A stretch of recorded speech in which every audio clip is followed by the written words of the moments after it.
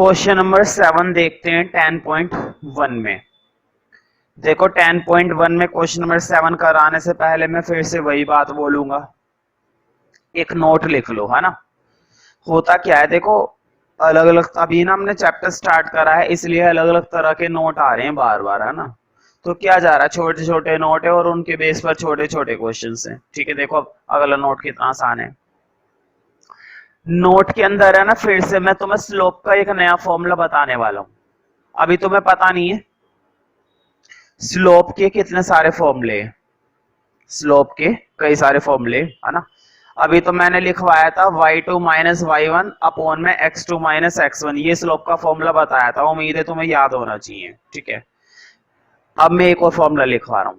ठीक है, देखो स्लोप का फॉर्मूला ब्रैकेट में लिख लेना, व्हेन इंक्लिनेशन गिवन। जब क्वेश्चन हमें क्या देगा, इंक्लिनेशन। अब तुम क्या सोच रहे होंगे कि यार ये इंक्लिनेशन क्या चीज है। देखो जब भी क्वेश्चन हमें इंक्लिनेशन दे देगा तब तुम्हें ये वाला फॉर्मूला लगाना है। इंक्लिनेशन को मैं सिंपल भाषा में लिख देता हूं थीटा। थीटा मतलब एंगल, मतलब क्वेश्चन हमें एक एंगल देगा। अब अगर एंगल देता है तो कैसे लगाना है, बोर्ड पे देखो। सपोज उसने हमें एंगल दिया, सपोज 45 डिग्री। कितना एंगल दिया, 45 डिग्री। तो देखो फॉर्मूला क्या होता है, m equal to ten theta. Theta की जगह क्या डाल दोगे, बताओ। इंक्लिनेशन कितना दे रखा है, 45 डिग्री, तो थीटा की जगह क्या डाल दोगे, 45 डिग्री। टेन 45 की वैल्यू क्या होती है, 1। स्लोप निकल आया 1। स्लोप क्या निकल आया, 1। हमेशा ध्यान रखना क्वेश्चन हमें इंक्लिनेशन देगा। अगर क्वेश्चन इंक्लिनेशन देता है तो तुम्हें ये वाला फॉर्मूला इस्तेमाल करना है। लेकिन एक बात का और ध्यान रखना, इंक्लिनेशन हमेशा, ये बात सबसे इंपॉर्टेंट है, इंक्लिनेशन देखो क्या लिखवा रहा हूं, inclination must be positive direction of x axis. जो इंक्लिनेशन क्वेश्चन ने हमें दिया है ना, वो किसकी डायरेक्शन में होना चाहिए, हमेशा एक्स एक्सिस की डायरेक्शन में होना चाहिए। हमेशा एक्स एक्सिस की पॉजिटिव डायरेक्शन में होना चाहिए इंक्लिनेशन। अगर वो एक्स एक्सिस की पॉजिटिव डायरेक्शन में नहीं है तो तुम्हें उसे बनाना पड़ेगा। लेकिन क्वेश्चन हमें बताएगा कि वो एक्स एक्सिस की डायरेक्शन में है या नहीं है, और अगर नहीं है तो कैसे बनाएंगे वो मैं तुम्हें क्वेश्चन के थ्रू बताऊंगा।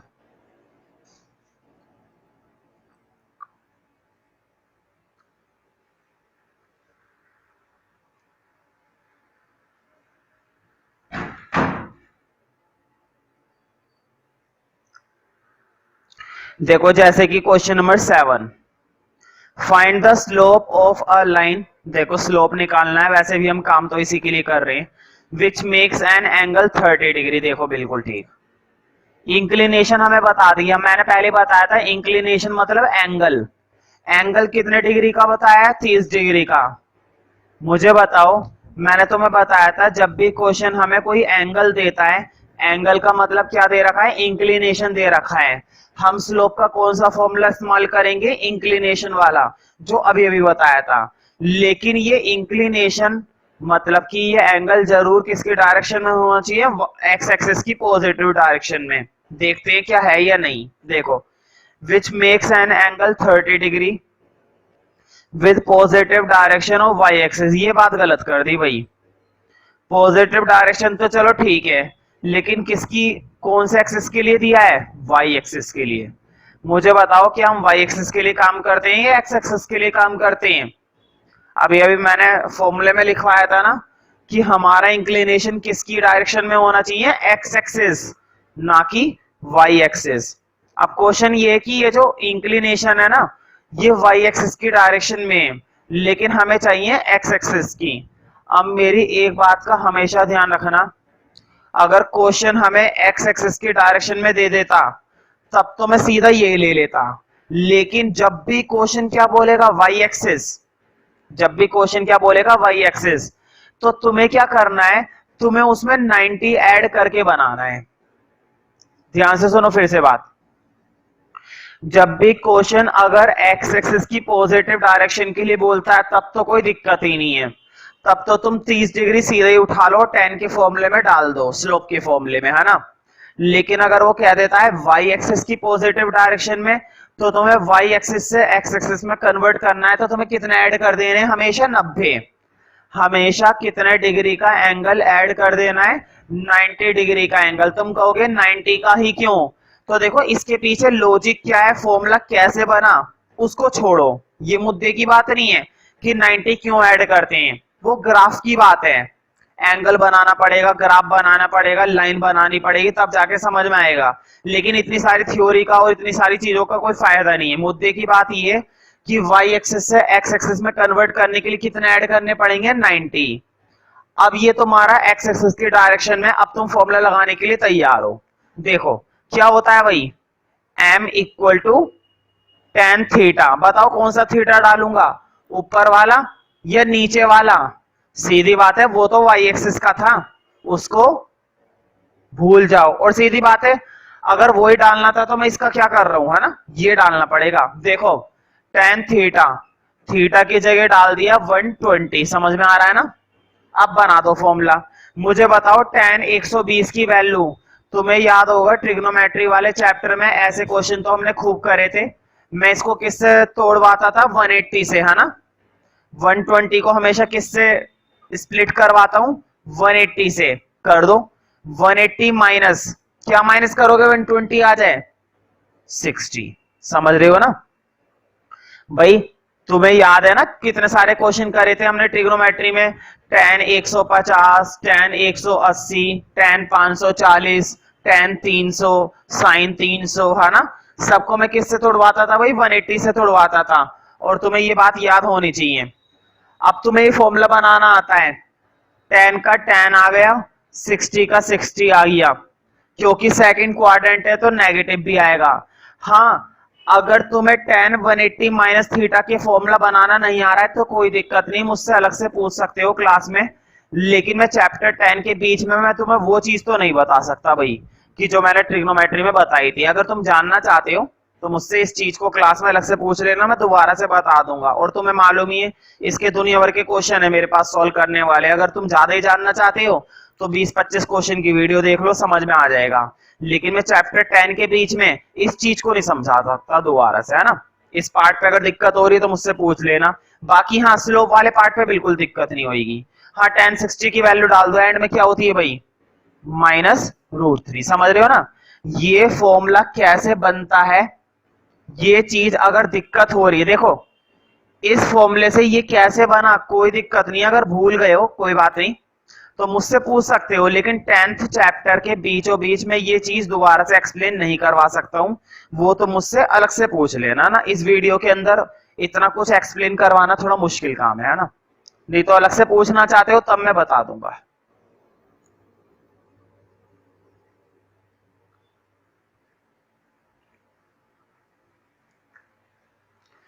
क्वेश्चन नंबर 8 पर टिक कर लो, कई बार आ चुका है। 2 नंबर में या 1 नंबर में आता रहता है ये वाला क्वेश्चन, और सिंपल भी है। Find the value of x, x की वैल्यू पूछी है। फॉर विच द पॉइंट्स, देखो पॉइंट है x, -1, 2, 1, 4, 5। देखो x की वैल्यू पूछी है और हमें ये बताया गया है कि ये जो तीनों पॉइंट है ये कोलिनियर है। तीनों के तीनों पॉइंट क्या है, कोलिनियर है।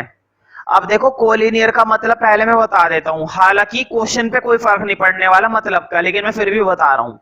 कोलिनियर का मतलब होता है जब वो तीनों पॉइंट एक ही लाइन पर आते हैं। कोलिनियर का मतलब ऐसे पॉइंट जो तीनों के तीनों एक ही लाइन के ऊपर आ रहे हैं। किसके ऊपर आ रहे हैं, एक ही लाइन के ऊपर। 3 पॉइंट हो, 4 पॉइंट हो, 10 पॉइंट हो, अगर वो सारे के सारे कोलिनियर हैं तो कोलिनियर का मतलब है वो सारे के सारे पॉइंट एक ही लाइन के ऊपर एग्जिस्ट कर रहे हैं। ठीक है, खैर कोलिनियर का मतलब तो समझ में आ गया, लेकिन उससे कोई फर्क नहीं पड़ता, बस इतनी मुद्दे की बात है। देखो बोर्ड पे मैंने तीनों पॉइंटों का ना नेम दे दिया, ए बी सी। देखो जब भी वो 3 पॉइंट हमें क्या बताएगा, कोलिनियर, ध्यान से सुनना, बहुत इंपॉर्टेंट बात बताने वाला हूं। जब भी क्वेश्चन हमें कोई से भी 3 पॉइंट क्या बताएगा, कोलिनियर बताएगा, तो कोलिनियर का मतलब है, देखो ए बी का स्लोप, बी सी का स्लोप और ए सी का स्लोप। जब भी क्वेश्चन हमें कोलिनियर बताएगा, ए बी का स्लोप, बी सी का स्लोप, सी ए का स्लोप, तीनों के स्लोप बराबर बताए गए हैं। क्वेश्चन ने अगर हमें कोलिनियर बताया है ना, तो इसका मतलब ये हुआ कि हम तीनों के स्लोप बराबर यूज कर सकते हैं। तो देखो मैं बोल रहा हूं तीनों के, लेकिन दो से ही निकल आएगा आंसर। तो देखो मैं क्या क्या निकालूंगा, एक तो मैं स्लोप बना रहा हूं ए बी का, ठीक है, और एक स्लोप बना रहा हूं बी सी का। और मुझे बताओ मैंने दोनों के स्लोप क्या रख दिए, बराबर। मैंने दोनों के स्लोप स्टार्टिंग में क्या रख दिए, बराबर। अब बनाते हैं स्लोप। बोर्ड पे देखो, तुम्हें स्लोप का फॉर्मूला तो याद हो जाना चाहिए। बोर्ड पे देखो क्या होता है, y2 माइनस y1 ना। मुझे बताओ स्लोप का फॉर्मूला क्या होता है, y2 माइनस y1 अपॉन में x2 माइनस x1। भाई इतना सिंपल फॉर्मूला है। देखो बोर्ड पे देखो, y2 माइनस y1, चलो मैं तुम लोगों के लिए लिख देता हूं, तुम भी क्या याद रखोगे। x1 y1 ये है और x2 y2 ये है। अब जरा देखो y2 माइनस y1 यानी कि 1 में से, देखो बोर्ड पे, y2 में से y1 माइनस करने, 1 में से माइनस करने -1। देखो 1 में से माइनस करने हैं -1, मैं सीधा प्लस कर दूं, माइनस माइनस प्लस हो जाएंगे। देखो 1 में से माइनस करने थे -1, तो माइनस माइनस क्या हो गए, प्लस। अब अपोन में देखो x2 माइनस x1 होता है, 2 में से x माइनस करने, 2 माइनस x। अब जरा इधर देखो, है ना, अब इन पॉइंट को हटा दो, अब नए पॉइंट ये बन गए x1 y1 और ये बन चुका है x2 और y2। फिर से देखो बोर्ड पे, इसके लिए भी वही फॉर्मूला है, इसके लिए क्या नया फॉर्मूला लेकर आएंगे हम। देखो y2 माइनस y1, 5 में से 1 गया 4, और x2 माइनस x1, 4 में से 2 गए 2। समझ रहे हो ना। अब देखो थोड़ा सोल्व कर दो। बोर्ड पे देखो 1 और 1 ऊपर कितने होते हैं, 2, 2 अपॉन में 2 माइनस x। देखो ये कट रहा है, 2 से 4 गया 2 पर। अब तुम्हें मालूम है मैं क्या करने वाला हूं, क्रॉसिंग। अब क्या करेंगे भाई, क्रॉसिंग, है ना, करते हैं। देखो 2 माइनस एक्स इधर डिवाइड है, उधर जाके मल्टीप्लाई हो गया।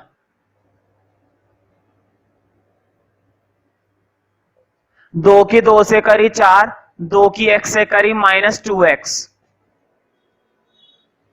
अब एक काम करो, माइनस का 2x इधर ले आओ, इधर आके प्लस, और प्लस का 2 उधर ले जाओ, उधर जाके माइनस, है ना। देखो बोर्ड पे, माइनस का 2x इधर ले आओ, प्लस का 2x, और प्लस का 2 उधर लेकर जाओ, माइनस का 2। बताओ 4 में से 2 गए 2, 2x, 2 से 2 गया, x की वैल्यू क्या बच गई, 1। 2 से मैंने 2 काट दिया। भाई एक ही बात है, 2 को मैं इधर अपोन में भेजूंगा तब कट जाएगा, इसलिए मैंने डायरेक्ट काट दिया। तो हमारी x की वैल्यू कितनी आ गई भाई, 1। बहुत ही बढ़िया क्वेश्चन था, 2 नंबर के लिए तो परफेक्ट क्वेश्चन है। तुम चाहो तो इसको कर सकते हो, चाहो तो क्या करना ही पड़ेगा। नेक्स्ट क्वेश्चन देखते हैं भाई, क्वेश्चन नंबर 9। ये वैरायटी भी बहुत इंपॉर्टेंट है। तुम्हें याद होगा 10th क्लास के अंदर तुमने डिस्टेंस फॉर्मूला पढ़ा था, और डिस्टेंस फॉर्मूले से कभी हमें रेक्टेंगल प्रूफ करना पड़ता था, है ना, कभी स्क्वायर प्रूफ करना पड़ता था, कभी पैरेललोग्राम प्रूफ करना पड़ता था, कभी रोम्बस प्रूफ करना पड़ता था। लेकिन वही चीजें अब भी प्रूफ करनी है विदाउट यूजिंग डिस्टेंस फॉर्मूला। अब तुम डिस्टेंस फॉर्मूला यूज नहीं कर सकते, अब तुम्हें डिस्टेंस फॉर्मूले की जगह एक नया फॉर्मूला दिया गया है, स्लोप। अब तुम्हारे पास स्लोप का कंसेप्ट है भाई, स्लोप का कंसेप्ट इस्तेमाल करेंगे और बनाएंगे। देखो क्या लिखा हुआ है question number 9, without using distance formula. देखो पहले ही मना कर दिया इन्होंने, और ध्यान रखना अगर पेपर में मना ना भी करे ना, तो भी गलती से डिस्टेंस फॉर्मूला इस्तेमाल मत करना। अब तुम्हें सारे क्वेश्चन किससे करने हैं? स्लोप फॉर्मूले से, इस बात का ध्यान रखना। और दूसरी चीज, स्लोप फॉर्मूला ज्यादातर क्वेश्चनों में बहुत आसानी से लग जाता है, डिस्टेंस फॉर्मूले के मुकाबले ज्यादा आसान होता है। Without using distance formula show that, देखो पहले मैं ये चारों पॉइंट लिख लेता हूं, -2 -1 4,0 3,3 -3,2 are vertices of a parallelogram, है ना। देखो ये चारों के चारों कोऑर्डिनेट किसके बता रखे हैं? पैरेललोग्राम के। ये बात हमें क्या करनी है? शो। मुझे बताओ, पैरेललोग्राम में तुम्हें एक चीज मालूम होगी, आमने सामने की लाइनें क्या होती हैं आपस में? बताओ, आमने सामने की लाइनें क्या होती हैं? पैरेलल होती हैं। ध्यान से सुनो मेरी बात को। Opposite sides are parallel and equal. Equal को तो भूल जाओ, इक्वल को भूल जाओ, पैरेलल वाली बात पर गौर करो। आमने सामने की लाइनें क्या होती हैं? पैरेलल होती हैं। अब जरा बोर्ड पे देखो, देखो ए बी किसके पैरेलल बताना है? डीसी के। और एडी किसके पैरेलल बताना है? बीसी के। बोर्ड पे देखो, अगर तुम इसको नेम दे देते हो ए बी सी और डी, मुझे बताओ ए बी पैरेलल आना चाहिए डीसी के और एडी पैरेलल आना चाहिए बीसी के। तुम्हें याद होगा मैंने तुम्हें लिखवाया था, जब दो लाइनों के स्लोप का मल्टीप्लाई, बोर्ड पे देखो, जब दो लाइनों के स्लोप का मल्टीप्लाई -1 होता है तब लाइनें आपस में क्या होती हैं? परपेंडिकुलर। ये बात याद है ना। लेकिन जब दो लाइनों के स्लोप बराबर होते हैं तो लाइनें आपस में क्या होती हैं? पैरेलल। ये बात याद है। जब दो स्लोप बराबर होते हैं तो लाइनें क्या मानी जाती हैं? पैरेलल। और अगर लाइनें पैरेलल मानी जाती है तो उनके स्लोप क्या होने चाहिए? बराबर, है ना। ये बात मैंने नोट करवाई थी। अब मैं क्या करूंगा, A B B C C D और ए डी चारों के चारों स्लोप निकालूंगा। पहले ध्यान से सुनो मेरी बात को। ए बी का स्लोप, बी सी का स्लोप, सी डी का स्लोप और ए डी का स्लोप, चारों स्लोप निकालूंगा। और चारों स्लोप में से दो दो स्लोप आपस में क्या आएंगे? इक्वल आएंगे। कोई से भी दो दो स्लोप आपस में क्या आने वाले हैं? इक्वल आने वाले हैं, कोई से भी दो स्लोप। तो देखो स्लोप निकालने हमें आते हैं, ए बी का स्लोप निकालना, बी सी का स्लोप निकालना, सी डी का स्लोप निकालना और डी ए का स्लोप निकालना। चार में से दो स्लोप और दो स्लोप बराबर आएंगे। चारों स्लोप बराबर नहीं आ सकते। देखो चारों क्यों नहीं आएंगे? पैरेलल में बस अपोजिट साइडें पैरेलल होती हैं, चारों साइडें थोड़ी ना पैरेलल होती हैं, है ना। तो सिर्फ दो ही स्लोप बराबर आएंगे, दो स्लोप और दो स्लोप, है ना। इस तरह से बराबर आएंगे। और अगर बराबर आ गए तो इसका मतलब ये हुआ कि ये चारों पॉइंट किसके हैं? पैरेललोग्राम के, है ना। इसे होमवर्क में डालो, जरूर करके देखना। A B B C C D और ए डी का स्लोप निकालना और दो दो स्लोप आपस में बराबर जरूर आएंगे अगर ध्यान से करोगे तो, है ना। क्वेश्चन नंबर 10 करते हैं। उसके लिए या तो जगह छोड़ दो या फिर अभी बैठ के कर लो वीडियो पॉज करके, या फिर घर पे कर लेना, जैसा ठीक लगे वैसा कर लो, ठीक है। हाँ, क्वेश्चन नंबर 10 देखते हैं। Find the angle between the x axis and the line joining the point. देखो क्वेश्चन नंबर 10 है, देखो एंगल पूछा है, एंगल मतलब theta, and the line joining the points, और किस लाइन का? 3 -1 का, 4, -2 का। उसने कहा है ये लाइन एक्स एक्सिस के साथ कितना एंगल बना रही है। ध्यान से सुनो क्वेश्चन क्या है, बहुत इंपॉर्टेंट है। Find the angle between x axis and the line joining the point. X axis और लाइन के बीच में कितना डिग्री का एंगल बन रहा है। तो एंगल पूछा है हमसे। देखो एंगल जरूर पूछा है, लेकिन हम करेंगे स्लोप वाले तरीके से। पहले ना बोर्ड पे देखो, पहले इसका स्लोप बताओ मुझे इस लाइन का। देखो इस लाइन का स्लोप क्या है, मैं तुम लोगों के लिए फॉर्मूला लिख देता हूं, y2 - y1 x2 - x1। देखो -2 में से माइनस करा -1, देखो -2 में से माइनस करा -1 तो +1 कर दूं ना, क्योंकि माइनस माइनस आपस में क्या हो जाएंगे, प्लस। अब जरा नीचे देखो, x2 माइनस x1, 4 में से 3 माइनस करा, मुझे बताओ -2 + 1 -1 है ना, और 4 में से 3 गए, अपोन में 1, और मैंने कितनी बार बताया है, अपोन का 1 लगाओ या मत लगाओ, कोई फर्क नहीं पड़ता। इसका मतलब ये हुआ कि m की वैल्यू सिर्फ और सिर्फ कितनी आ गई, -1। m की वैल्यू सिर्फ कितनी आई है, -1। अब तुम सोच रहे होंगे भैया क्वेश्चन ने तो हमसे एंगल पूछा था, स्लोप थोड़ी ना पूछा था, स्लोप क्यों निकाल दिया। अब जरा ध्यान से सुनो, मैंने अभी अभी तुम्हें एंगल वाला एक फॉर्मूला बताया था, इंक्लिनेशन वाला। क्या होता है फॉर्मूला, देखो m = tan थीटा, ये फॉर्मूला बताया था ना। मुझे बताओ m की वैल्यू तुमने निकाल ली ना, क्या तुमने अभी अभी स्लोप नहीं निकाला, देखो जरा बोर्ड पे, अभी अभी तुमने स्लोप निकाला है, m की जगह डाल दो -1। अब ये बिल्कुल वैसे ही क्वेश्चन हो गया जैसा तुमने प्रिंसिपल सॉल्यूशन और जनरल सॉल्यूशन करा था चैप्टर 3 के अंदर, याद है, ट्रिग्नोमेट्री। ट्रिग्नोमेट्री के अंदर एक एक्सरसाइज थी, प्रिंसिपल वैल्यू और जनरल सॉल्यूशन, है ना, प्रिंसिपल सॉल्यूशन और जनरल सॉल्यूशन, याद है। वहां पर एक वैल्यू देते थे और उससे फिर एंगल निकालते थे, तुम्हें याद होगा।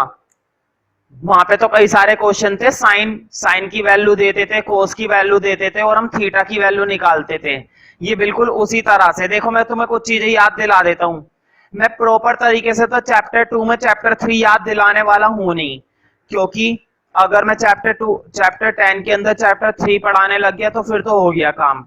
लेकिन मैं हल्का फुल्का बता देता हूं, हालांकि तुम्हें खुद से आना चाहिए। देखो तुम्हें याद आ जाएंगी अभी थोड़ी सी बातें।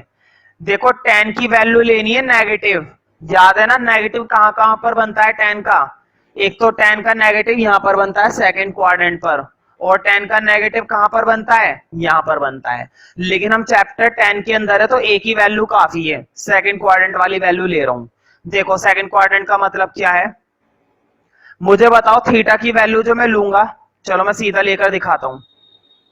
देखो 180, मुझे बताओ बोर्ड पे देखो, सेकंड क्वाड्रेंट का मतलब यहां से लेकर क्या है, 180 है। हमें 180 के अंदर कुछ माइनस करना है, क्योंकि 180 के अंदर ही रहना है। और कितने पर बनता है 1, tan थीटा में 1 कितने पर बनता है बताओ, 45 पर बनता है ना। tan थीटा में 1 कितने पर बनता है, 45 पर, माइनस कर दो तो थीटा की वैल्यू आ गई 135।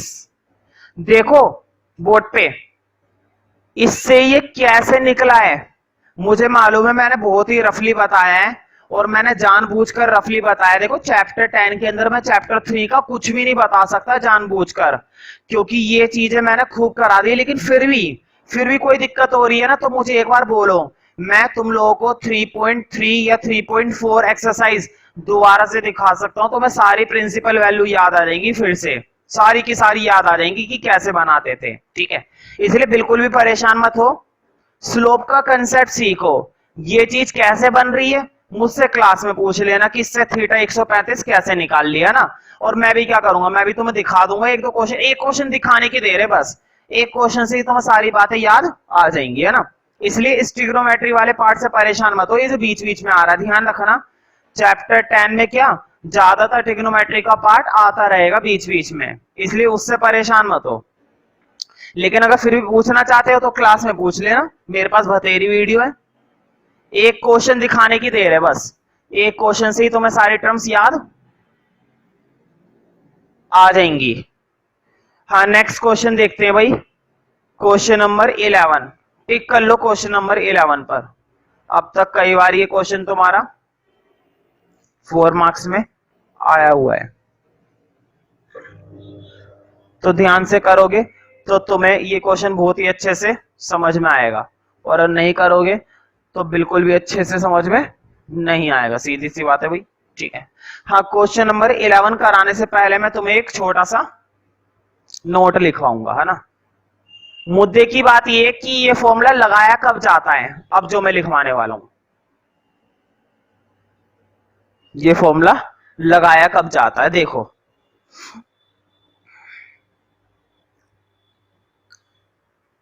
when two slopes relation given. ये बहुत इंपॉर्टेंट बातें हैं जो तुम्हें कोई नहीं बताएगा। आधे से आधा टीचर फॉर्मूला लिखवा देते हैं, क्वेश्चन करवा देते हैं, लेकिन उसके पीछे का लॉजिक नहीं बताते कि कौन सा फॉर्मूला कब लगाना है। और ये सारे लॉजिक तुम्हें कहीं नहीं मिलेंगे, लेकिन मैंने अपने एक्सपीरियंस के बेस पर बना रखे हैं कि किस फॉर्मूले को तुम कब लगाओ। इससे क्या होगा, तुम्हें काफी हद तक आसानी रहेगी। देखो, अब जो फॉर्मूला मैं लिखवाने वाला हूं ना, जर्नली कब लगाना होता है, जब तुम्हें दो स्लोप के बारे में बताया जाएगा, या तो दो स्लोप के बारे में बताया जाएगा या उनके रिलेशन के बारे में बताया जाएगा ना। जब भी दो स्लोप से संबंधित बातें होंगी, बोर्ड पे देखो मैंने दो स्लोप को ना ब्रैकेट में लिख देना नीचे, एक तो m1 बोला है और एक m2 बोला है ना। पहली लाइन का स्लोप m1, दूसरी लाइन का स्लोप m2, समझ रहे हो ना। अब देखो कैसे, देखो रिलेशन क्या है, रिलेशन ये है tan theta equal to m1 plus m2 upon में 1 माइनस m1 m2 मॉडुलस। ये जो साइड में मैंने दो डंडे लगा रखे हैं, ये क्या है हमारा मॉडुलस। मॉडुलस तुम्हें मालूम है हर एक चीज को कैसा बना देता है, पॉजिटिव। हर चीज को कैसा बना देता है, ये पॉजिटिव बना देता है। ठीक है, टेक कर लेना, काफी लेंथी क्वेश्चन है और इतना भी बड़ा मुश्किल क्वेश्चन नहीं है, आसानी से समझ में आ जाएगा। देखो tan थीटा बता रखा है m1 प्लस m2 अपॉन में 1 माइनस m1 m2 है ना। ये फॉर्मूला तुम्हें तब इस्तेमाल करना है जब क्वेश्चन हमें दो स्लोप के रिलेशन के बारे में कुछ बताएगा या हमें दोनों स्लोप की वैल्यू बताएगा। ठीक है, मतलब इससे रिलेटेड, समझ रहे हो ना। अब स्टार्ट करते हैं। देखो कितना बढ़िया तरीका है, जैसी कोई क्वेश्चन आता है उसी के बेस पर एक नोट लिखवा देता हूं। उससे क्या होता है, उस क्वेश्चन के बेस पर हाथों हाथ वो तुम्हें नोट समझा देता हूं और वो क्वेश्चन और अच्छे से समझ में आ जाएगा, बजाय इसके कि मैं एक ही दिन के अंदर पहले सारे फॉर्मूले लिखाऊं और फिर तुम्हें एक एक करके क्वेश्चन करवाऊं, है ना। जब क्वेश्चन करवाऊंगा फिर से बताने पड़ेंगे फॉर्मूले थोड़े बहुत। इसमें क्या होता है, हाथों हाथ बता देता हूं और हाथों हाथ हो जाता है ना। अब स्टार्ट करते हैं। देखो, the slope of a line is double of the slope of another line. देखो देखो बोर्ड पे, एक लाइन का स्लोप, ध्यान से देखना, एक लाइन का स्लोप दूसरी लाइन के स्लोप का डबल है। मुझे बताओ, देखो पहले वाला स्लोप दूसरे वाले स्लोप का क्या है, डबल है। डबल में मैं क्या करूंगा, 2 से मल्टीप्लाई। अगर क्वेश्चन बोलता the slope of a line is triple of slope of another line, एक लाइन का स्लोप दूसरी लाइन का ट्रिपल है, तो ट्रिपल में मैं कितने से मल्टीप्लाई देता, 3 से। डबल में मैंने कितने से मल्टीप्लाई दिए, 2 से। रिलेशन समझ में आया। देखो स्लोप ऑफ अ लाइन, ठीक है, एक लाइन का स्लोप इज डबल, डबल का मतलब दुगना, double of the slope of another line, दूसरी लाइन के स्लोप का डबल है। हो गया ना। बताओ क्या दो स्लोप का रिलेशन हमें दिया गया है, दे रखा है ना। देखो क्या दो दो स्लोप की बात नहीं हो रही, m1 और m2, एक लाइन का स्लोप m1 दूसरी लाइन का स्लोप m2, दो दो स्लोप की बात हो रही है ना। वही फॉर्मूला लगाएंगे जो अभी लिखवाया था। अब आगे देखते हैं। इफ टेंजेंट, टेंजेंट पर अंडरलाइन करो, बहुत इंपॉर्टेंट वर्ड है टेंजेंट। तुम्हें शायद याद नहीं है, बहुत कम बच्चों को पता होता है tan थीटा को दूसरे नाम से क्या बोला जाता है, टेंजेंट। ये जो हमें टेंजेंट दिया गया है ना, ये हमें tan थीटा की वैल्यू दे रखी है। tan थीटा को टेंजेंट भी बोलते हैं, बोला जाता है। कोट थीटा को कोटेंजेंट भी बोलते हैं, बोला जाता है। तो बच्चों को अक्सर है ना tan थीटा तो याद रहता है, टेंजेंट याद नहीं रहता। ये ना टेंजेंट जो दे रखा है, ये टेंजेंट हमारा tan थीटा है। देखो if tangent of the angle between them, tan theta कितना दे रखा है, 1/3। ये जो हमें टेंजेंट दी गई है ना 1/3, टेंजेंट का मतलब है tan थीटा, समझ रहे हो ना। टेंजेंट का मतलब क्या है, tan थीटा, और कितनी वैल्यू दे रखी है, 1/3। Find the slopes of the lines, मतलब हमें दोनों लाइनों की क्या निकालने हैं भाई, स्लोप निकालने हैं। मतलब m1 की वैल्यू और m2 की वैल्यू, दोनों की वैल्यू हमसे पूछी गई है। चलो स्टार्ट करते हैं अब। दोनों लाइनों के हमसे क्या पूछे गए भाई, स्लोप पूछे गए। तो देखते हैं फिर, लिखो क्या फॉर्मूला होता है दोनों के स्लोप के रिलेशन का। अभी अभी बताया था, m1 प्लस m2 अपॉन में m1 m2 माइनस क्या आता है भाई बताओ, माइनस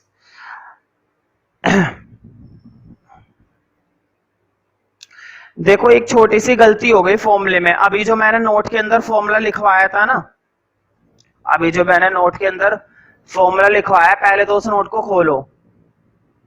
उसमें ना एक छोटी सी मिस्टेक हो गई है। देखो जो पहले फॉर्मूला अभी लिखवाया है नोट के अंदर, उसे खोल लो। देखो पहली बात तो ये है कि ऊपर आएगा माइनस, नीचे आएगा प्लस, ये गलती हो गई। दूसरी गलती, दो गलतियां हुई है भाई, छोटी मोटी गलतियां तो हम करते ही नहीं, बड़ी करते हैं। देखो ये जो m1 माइनस m2 लिखा है ना, m2 माइनस m1 है, 2 को बना दो m और m1 को बना दो 2, है ना, इस तरह से। ये गड़बड़ हो गई थी, फॉर्मूला ये है। बाकी सबको ठीक है, सारी चीजें सही बताई है, समझाई भी सही है ना, वो जल्दबाजी में साइन की गलती हो गई। ध्यान तो था लेकिन वो लिखा गलत। चलो खैर जो भी है उसको ठीक कर लेना। m2 minus m1 1 plus m1 m2 है, ठीक है। अब शुरू करते हैं। देखो जो जो वैल्यू दे रखी है डाल देते हैं बोर्ड पे। देखो अब जरा फोकस होकर देखो जरा, 2 मिनट के लिए, बस 2 मिनट का खेल है। मुझे बताओ tan थीटा की वैल्यू कितनी दे रखी है, 1/3। tan थीटा की वैल्यू कितनी दे रखी है, 1/3। डाल दो, डाल दी। अब बताओ m2 की वैल्यू, m2 की वैल्यू को ऐसे ही रहने दो माइनस, m1 की वैल्यू डालते हैं बोर्ड पे। देखो m1 की जगह क्या है, 2m2 है ना। मुझे बताओ m1 किसके बराबर है, 2m2 के। क्या m1 2m2 के बराबर है या नहीं है ना। तो लिख दो m1 की जगह डाल रहा हूं 2m2 अपॉन में देखो 1 प्लस, मुझे बताओ नीचे भी m1 की जगह, बोर्ड पे देखो, इधर इधर देखो, नीचे भी मैं m1 की जगह क्या डालूंगा, 2m2। नीचे भी मैंने क्या डाल दिया, 2m2। और हाँ दूसरा वाला m2 ऐसे ही चल रहा है, उसे चलने दो। देखो अब हो क्या रहा है, बार बार है ना m2 वगैरह लेकर चलने में बड़ी दिक्कत होगी। मैं बिल्कुल इसी क्वेश्चन के बाद है ना यहाँ पर देखो क्या कह रहा हूं, take m2 equal to x। मैं m2 को क्या मान रहा हूं यहाँ पर, x मान रहा हूं। देखो मानने में क्या जा रहा, बस इसलिए मान रहा हूं, बार बार है ना m2 आएगा, दिक्कत होगी। अभी ना m2 के ऊपर स्क्वायर भी आने वाला है तो दिक्कत होने वाली है। इसलिए मैंने बीच में क्या मान लिया, m2 की वैल्यू को क्या मान लिया, x, अपनी सुविधा के लिए, ताकि बार बार हमें m2 ना लिखना पड़े, ताकि बार बार हमें m2 ना लिखना पड़े। और जरूरी नहीं है x, तुम k मानो, t मानो, a मानो, b मानो, कुछ भी मान लो, लेकिन m2 थोड़ा अजीब लग रहा है, बस इसलिए करा है। तुम सोच रहे हो भैया m2 ही चलने देते हैं, क्या दिक्कत है, कोई दिक्कत नहीं, चलाया जा सकता है। मैंने अपनी सुविधा के लिए इसको क्या मान लिया, यहाँ पर x मान लिया, बस, है ना, बाद में पुट कर दूंगा, क्या दिक्कत है। अब जरा आगे बढ़ते हैं, समझ रहे हो ना क्यों माना है। देखो बस इसलिए माना है क्योंकि थोड़ा सा अजीब लग रहा है। देखो इधर मैं तुम्हें एक चीज बताता हूं, देखो m2 के साथ मल्टीप्लाई है ना, इधर देखो m2 की मल्टीप्लाई m2 के साथ है, क्या बनेगा, m2 का स्क्वायर बनेगा। देखो कितना अजीब लग रहा है, नीचे भी 2 और ऊपर भी 2, बस इसलिए मैंने x माना है, ताकि अगले स्टेप में ज्यादा दिक्कत ना हो। सिर्फ इसी वजह से x माना है मैंने, और कोई वजह नहीं है। वरना तुम m2 को चला सकते हो, वरना देखो बार बार ऐसे लगेगा m2 स्क्वायर 2m2, इस तरह से अजीब लग रहा है थोड़ा, इसलिए x मान लिया। तो पहला स्टेप तो यही करना है, इन सबको x में कन्वर्ट कर दो। देखो बोर्ड पे देखो, m2 की जगह यहां पर आ गया x, यहां पर भी m2 की जगह आ गया x, 2x। अब अपॉन में देखो, यहां पर भी m2 की जगह आ गया x और उस m2 की जगह भी आ गया x। अब देखो ये कितनी आसान हो जाएगी, है ना। x मानने से क्या होता है, थोड़ा सा सुविधाजनक बन जाता है काम, प्रेजेंटेशन अच्छी बन जाती है। वो लाइन जरूर लिख देना बीच में जो लिखाई थी, take m2 equal to x। हमने m2 को क्या ले लिया, x ले लिया, क्या करें, ले सकते हैं, कोई दिक्कत नहीं है। अब थोड़ा सोल्व करते हैं। देखो ऊपर देखो, x में से 2x गए माइनस के x, है ना भाई, x में से 2x जाएंगे माइनस के x। अब जरा नीचे देखो, 2x स्क्वायर बनेगा ना, देखो x की x से करी x स्क्वायर, 2x स्क्वायर। अब देखो कितना आसान हो गया। अगर इसकी जगह लिखा होता ना m2 वगैरह, बहुत ही ज्यादा अजीब सा लगता। बस इसी वजह से मैंने x माना है, बाकी और कोई वजह नहीं है। क्वेश्चन के सॉल्यूशन पर कोई फर्क नहीं पड़ता, किसी भी चीज पर कोई फर्क नहीं पड़ता, मैंने x मान लिया बस, है ना। अब देखो, अब हमें आगे का काम करना है। एक बात ध्यान रखना, जब भी किसी का भी मॉडुलस खोलोगे, तुम्हें याद होगा मैंने बताया था, जब भी हम किसी का मॉडुलस खोलते हैं तो उस डिजिट की वैल्यू क्या बन जाती है, पॉजिटिव। जब भी हम किसी का भी मॉडुलस खोलते हैं तो उस डिजिट की वैल्यू क्या बन जाती है, पॉजिटिव। उस डिजिट की वैल्यू हमेशा क्या बन जाती है भाई, बताओ, पॉजिटिव बन जाती है, ठीक है। लेकिन डिजिट की देखो, -5 की खोलोगे +5 बन जाएगा, -x की खोलोगे ना, कुछ नहीं कह सकते। हमेशा ध्यान रखना, जब भी तुम किसी डिजिट का मॉडुलस खोलते हो तो पॉजिटिव बनता है। किसी वेरिएबल का मॉडुलस खोल रहे हो ना, अगर किसी वेरिएबल का मॉडुलस खोल रहे हो, जरूरी नहीं है कि वो पॉजिटिव बनेगा या नहीं बनेगा। इस बात का तुम गारंटी के साथ ध्यान रखना। कांस्टेंट में गारंटी से बोलो कि हाँ भाई, -5 का मॉडुलस खोला +5 बना। लेकिन जब भी किसी वेरिएबल का मॉडुलस खोलते हो ना, वेरिएबल का मॉडुलस खोलने पर कोई गारंटी नहीं कि वो माइनस का बनेगा या प्लस का बनेगा। क्यों? क्योंकि अभी तुम्हें x के बारे में क्या पता कि x की वैल्यू है कितनी। अभी तुम्हें x के बारे में कुछ नहीं पता, इसलिए तुम मॉडुलस के बारे में कुछ भी नहीं कह सकते, ठीक है।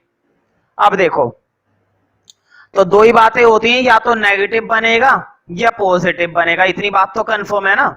तुम क्या शर्त के साथ कह सकते हो कि पॉजिटिव ही बनेगा? क्या तुम शर्त के साथ बोल पाओगे कि पॉजिटिव ही बनेगा? नहीं बोल पाओगे ना। तुम बोलोगे या तो भैया नेगेटिव बनेगा या फिर पॉजिटिव बनेगा, दो ही बातें बनेगी, है ना। तो देखो, मैं दोनों केस कंसीडर कर रहा हूं। एक बार मैंने ले लिया नेगेटिव, देखो मॉडुलस खोल दिया, मॉडुलस खोल दिया। और एक बार क्या ले लिया, और लगाकर, है ना, एक बार क्या ले लिया, पॉजिटिव। कोई दिक्कत तो नहीं है इस वाले स्टेप में भाई। मैंने बोला था कि जब भी कोई डिजिट होती है तुम उसके बारे में तो कंफर्म कह सकते हो कि वो पॉजिटिव ही बनेगा, वो पॉजिटिव ही बनेगा। लेकिन जब भी कोई वेरिएबल होता है ना, तुम वेरिएबल के बारे में कुछ नहीं कह सकते कि अंदर वाली टर्म क्या रहेगी, नेगेटिव रही होगी या पॉजिटिव रही होगी। समझ रहे हो ना। तो देखो, मैंने दो केस कंसीडर करें, एक बार नेगेटिव वाला और एक बार पॉजिटिव वाला। मैं नेगेटिव वाला सॉल्व करवा रहा हूं, पॉजिटिव वाला तुम्हें खुद करना है ना। देखो, अब दो केस लेकर चलेंगे, है ना। लिखो केस 1, ये वाला 1/3 माइनस एक्स 1 + 2x²। तो मैं मालूम है क्या करूंगा, मैं क्रॉस करूंगा भाई, कर देते हैं फिर। देखो, 1 + 2x² को इधर भेजो 1 के साथ, 3 को उधर भेज, देखो क्रॉस कर रहा हूं। 1 + 2x² की 1 से करी सेम आ गया, 3 की उधर x से करी -3x आ गया ना। अब देखो, माइनस का 3x इधर लिया, प्लस का बन गया, और ये 1 इधर ही चल रहा है, इक्वल टू 0। कौन सी इक्वेशन बन गई भाई, क्वाड्रेटिक। कौन सी इक्वेशन बन गई, क्वाड्रेटिक बन गई। और क्वाड्रेटिक तुम्हें मालूम है भाई, क्वाड्रेटिक मालूम है। चलो, तुम भी क्या याद रखोगे, मैं हाथों हाथ केस 2 भी सॉल्व कर देता हूं, तुम्हारे ऊपर नहीं छोड़ रहा, है ना। केस 2 भी सॉल्व कर रहा हूं, है ना। देखो केस 2, अच्छा तुमने एक चीज गौर करी, केस 2 में फर्क ही क्या है, 1/3 इधर भी है, x इधर भी है, 1 + 2x² इधर भी है। सिर्फ किस चीज का फर्क था भाई, माइनस या प्लस का ही तो फर्क था। ऊपर इधर x के साथ माइनस था, वहां पर x के साथ प्लस है, बस इतनी सी बात है ना। बना दो क्वाड्रेटिक इक्वेशन। देखो बोर्ड पे, 1 + 2x² इधर आके भी मल्टीप्लाई, और 3 उधर जाके मल्टीप्लाई, है ना। अब वही काम बोलूंगा, प्लस का 3x इधर लिया और माइनस हो गया, प्लस का 1 इधर ही चल रहा है, इक्वल टू 0। दो क्वाड्रेटिक इक्वेशन बन गई, बन गई ना। इधर करते हैं सोल्व जरा, है ना, पहले इधर करते हैं। अब देखो बेशक मैंने दोनों केस एक साथ बना दिए और तुम दोनों केस एक साथ नोट कर लेना, लेकिन आगे का सॉल्यूशन है ना भाई, मेरे कहने पर एक एक करके करना, एक साथ मत करना, कंफ्यूज हो जाओगे। एक साथ करने की क्या जरूरत है, तसल्ली से करेंगे, एक एक बनाकर देखो भाई फैक्टर। देखो कितने आसान फैक्टर है, देखते ही पता चल गए होंगे। देखो बताओ 2 और 1 ही तो बना फैक्टर, क्या 2 और 1 नहीं बना? 2 और 1 से हमारा काम चल रहा है, चल नहीं रहा है बल्कि बहुत ही बढ़िया बन रहा है, बहुत ही बढ़िया बन रहा है। तो जब बन रहा है तो उस काम को करेंगे और जरूर करेंगे। देखते हैं कैसे।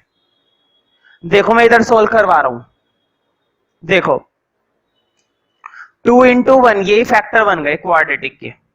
2x square plus 2x plus x plus 1 equal to 0, है ना। कॉमन ले लो, 2x कॉमन लिया, x plus 1, x plus 1 plus 1 equal to 0। यहां से बचा x की वैल्यू -1 और यहां से बची x की वैल्यू -1/2। समझ में आ रहा है ना। देखो ये काम, इधर वाले इक्वेशन का काम तुम खुद कर लेना घर पे ही, अभी इसको करने के बाद, है ना। मुझे बस ये वाला करवाने दो। जो काम मैं इधर कर रहा हूं ना, बिल्कुल वही काम तुम इधर कर लेना, या तो घर पर या अभी के अभी, है ना, उसको बाद में देखना।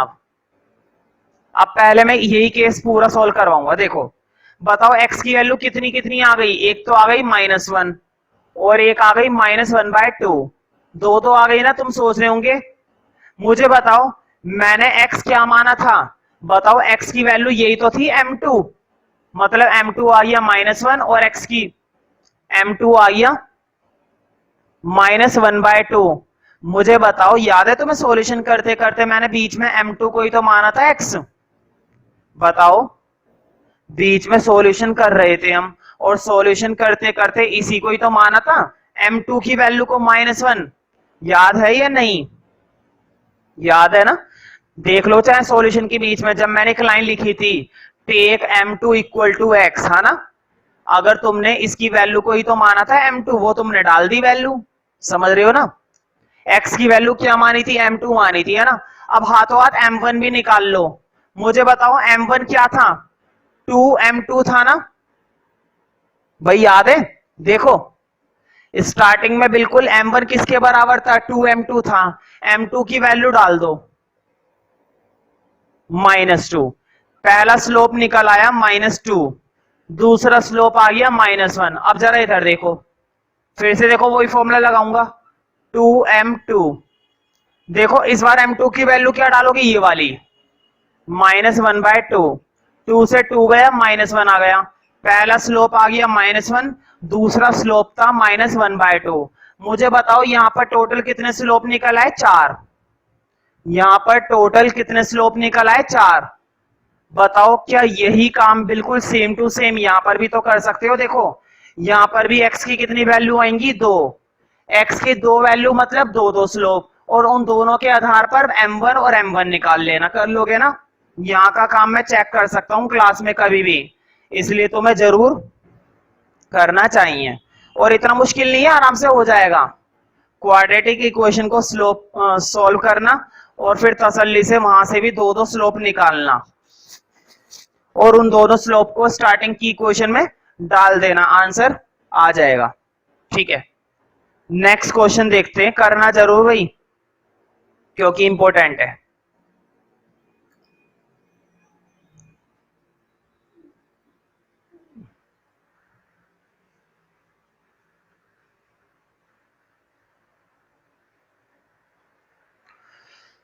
हाँ, क्वेश्चन नंबर 12 दिखने में लग रहा है बहुत अजीब, लेकिन तुम बोलोगे भैया ये तो मजाक था। देखो, अ लाइन पासेस थ्रू, एक लाइन है जो इन पॉइंटों से पास हो रही है, x1 y1 h k। एक लाइन जो इन दोनों पॉइंटों से पास हो रही है ना, x1 y1 h k। If slope of the line is m, question ने हमें बताया कि स्लोप क्या है, m। वो तो हमें वैसे भी मालूम होता है, स्लोप क्या होता है, m ही तो होता है। शो दैट, शो करना है भाई। देखो ये जो शो करने वाली लाइन है ये नहीं लिख रहा मैं बोर्ड पे, है ना, ध्यान रखना। लेकिन शो तो हम कर ही देंगे, शो तो हम कर ही देंगे तो लिखने की क्या जरूरत है, सीधा स्टार्ट करते हैं। देखो क्वेश्चन ने हमें स्लोप दिया है ना, हम भी स्लोप से ही शुरू करेंगे। मुझे बताओ स्लोप का फॉर्मूला होता क्या है, y2 minus y1 x2 minus x1। देखो बोर्ड पे y2 माइनस y1, बोर्ड पे देखो x1 y1 तो ये पहले से ही था, इस पॉइंट को नाम दे दो x2 y2। भाई एक पॉइंट तो क्वेश्चन ने बोल रखा है हमें x1 y1, दूसरे पॉइंट को हमने बोल लिया x2 y2, तो क्या दिक्कत है, बोल नहीं सकते। क्वेश्चन ने एक पॉइंट पहले से बोल रखा था x1 y1, दूसरा पॉइंट हमने ले लिया x2 y2, ठीक है। अब देखो करना क्या है, y2 में से y1, ध्यान से देखो बोर्ड पे, y2 में से y1 यानी कि k में से y1। अब जरा नीचे देखो x2 माइनस x1 यानी कि h में से x1। मुझे बताओ फॉर्मूले में वैल्यू डाल दी ना, बोर्ड पे देखो h माइनस x1 यहां पर क्या हुआ हुआ है, डिवाइड। ये वाली जो टर्म है h माइनस x1, ये टर्म यहां पर क्या हुई हुई है, डिवाइड। और तुम्हें मालूम है जब भी कोई टर्म इधर डिवाइड हुई भी होती है तो उधर जाके क्या हो जाती है, मल्टीप्लाई। अगर ये h माइनस x1 यहां पर डिवाइड हुआ है तो ये टर्म इधर जाके क्या हो जाएगी, मल्टीप्लाई कर दो फिर h माइनस x1, और इधर क्या बचा, k माइनस y1। देख लो यही प्रूफ करना था हमें, बस फर्क इतना है, ये वाली टर्म इधर लिखी हुई है, ये वाली इधर लिखी है, तो इससे तो कोई फर्क नहीं पड़ता, ये तो एक ही बात है। देखो k minus y1 m h minus x1, यही चीज तो हमें प्रूफ करनी थी, बिल्कुल सेम चीज है ना, एक ही बात है, इधर लिखी हुई हो चाहे उधर लिखी हुई हो। तो छोटा सा प्रूफ था, बस 2 नंबर में आ जाए कभी।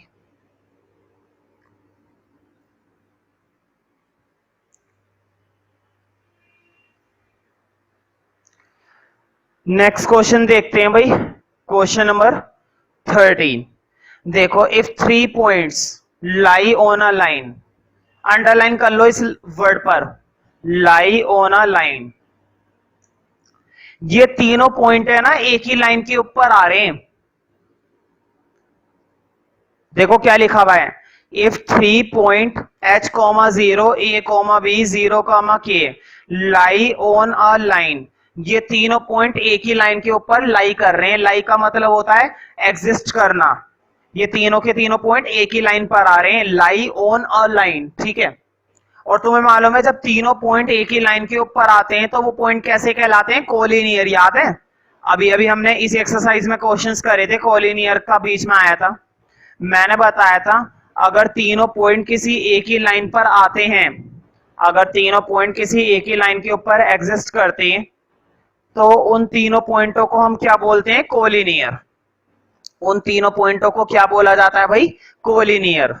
और अगर कोलिनियर है तो मैंने बताया था तीनों के स्लोप क्या होते हैं, बराबर। याद है जब भी 3 पॉइंट हमें बताए जाएंगे, चलो मैं लिख देता हूं पहले। पहला पॉइंट है भाई h, 0, सेकंड पॉइंट है a, b, थर्ड पॉइंट है 0, k, और ये तीनों पॉइंट एक ही लाइन पर आ रहे हैं, मतलब कोलिनियर बताए गए हैं। शो दैट, देखो शो करने वाला पार्ट तो हम कर ही देंगे, पहले इधर देखो तीनों पॉइंट कोलिनियर बताएं, और कोलिनियर का मतलब होता है ए बी का स्लोप, बी सी का स्लोप और ए सी का स्लोप, तीनों के तीनों स्लोप आपस में हम क्या रख सकते हैं, बराबर। तीनों के तीनों स्लोप को हम इक्वल रख सकते हैं, कोई नहीं रोक पाएगा हमें, है ना। तो देखो रखते तो हम तीनों हैं, रख तो हम तीनों के सकते हैं, लेकिन रखेंगे कितने, 2, 2 से काम चल जाता है। देखो ए बी का स्लोप किसके बराबर रख दूंगा, बीसी के स्लोप के। और फिर देखो ये कैसे प्रूफ हो जाएगा, 2 मिनट का खेल है बस, 2 मिनट का। अब जरा ए बी पर गौर करो, देखो इस बार मैं ना तो फॉर्मूला लिख रहा ना मैं इंडिकेट कर रहा, डायरेक्ट कर रहा हूं। देखो तुम्हें स्लोप का फॉर्मूला मालूम है ना, y2 माइनस y1 अपॉन में x2 minus x1, y2 minus y1 upon में x2 माइनस x1। देखो अब जरा ए बी के स्लोप के लिए, b में से 0 गए, a में से h गया, बताओ ये तो फॉर्मूला बनेगा ना, y2 minus y1 x2 minus x1। अब इधर देखो जरा bc के लिए, बोर्ड पे देखो bc के लिए, k में से b गया, 0 में से a गया, समझ रहे हो ना। अब जो थोड़ा बहुत हट रहा है उसे काट दो। देखो बी में से 0 गया ऊपर, तो बी ही बचा।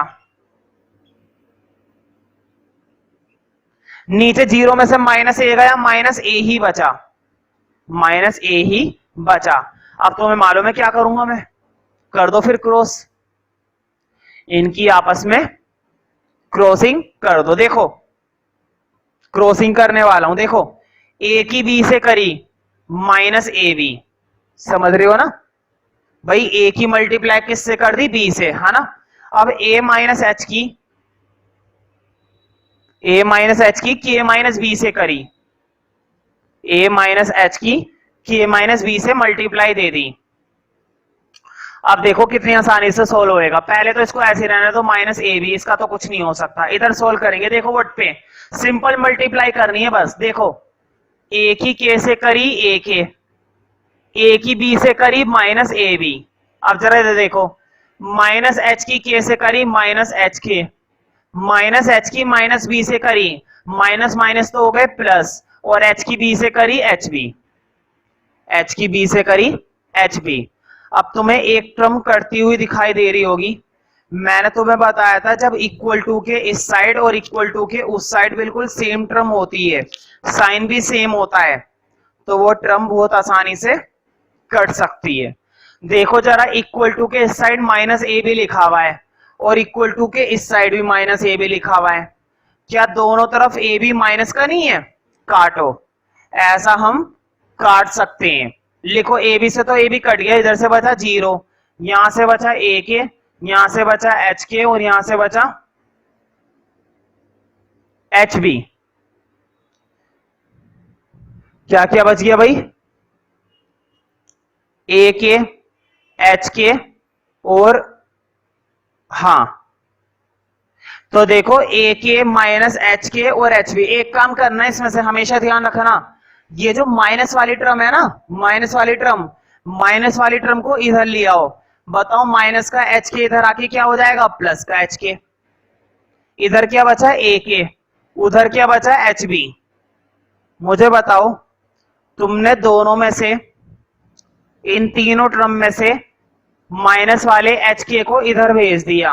अब तुम्हें ना एक लाइन लिखनी है, तुम लिखनी नहीं है, सीधा करनी है। देखो पूरी इक्वेशन को किससे डिवाइड दे रहा हूं, देखो वर्ड पे पूरी इक्वेशन को डिवाइड दे रहा हूं hk से। क्यों दे रहा हूं अभी पता चल जाएगा। देखो इधर भी hk से डिवाइड दिया, इधर भी hk से डिवाइड दिया, इधर भी hk से डिवाइड दिया, और जैसी तुमने डिवाइड दिया ना, अब देखो कमाल डिवाइड देने का, डिवाइड देते ही प्रूफ हो चुका है। देखो hk से तो hk गया, k से k गया a अपॉन में h, h से h गया b अपॉन में k। जरा गौर करो, यही तो प्रूफ करना था। देखो जरा अपने पार्ट में, a अपॉन में h b अपॉन में k इक्वल टू हमें क्या प्रूफ करके दिखाना था भाई, यही तो प्रूफ करके दिखाना था 1, और हमने प्रूफ करके दिखा दिया। मैं तुम्हें इसको टेक्निकली याद करने का तरीका बता देता हूं। देखो बच्चे कंफ्यूज आते हैं कि कौन सी टर्म को इधर भेजना है। हमेशा ध्यान रखना जो माइनस में है ना टर्म, उसी टर्म को इधर भेज देना, वरना बच्चे कंफ्यूज आते हैं किसको इधर भेजें, hb को भेजें, ak को भेजें या hk को भेजें। तो जो माइनस वाली टर्म है ना उसको इधर भेज देना, और जैसे तुम इधर भेजोगे उसी टर्म से दोनों को, तीनों को डिवाइड दे देना। देखो तुमने hk इधर भेजा, तुमने hk से ही पूरी इक्वेशन को क्या कर दिया, डिवाइड कर दिया, पूरी इक्वेशन को hk से ही डिवाइड कर दिया।